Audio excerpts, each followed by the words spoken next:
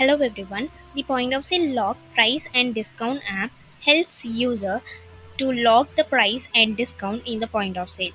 Once this module is installed, now let's complete the configurations part. So for that we need to get into the settings.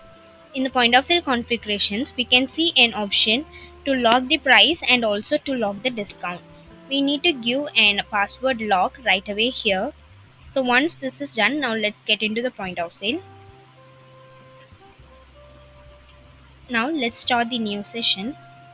Now, when the product is added into the point of sale screen, when user click on and discount right away here, it asks for the password. So when the user click on and a password, it allows user to process and discount. Like the same way, let's click on and price.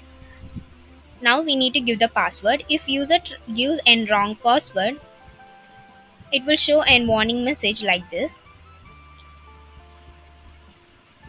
Now if user gives the correct one, user have an access to change and price of that product.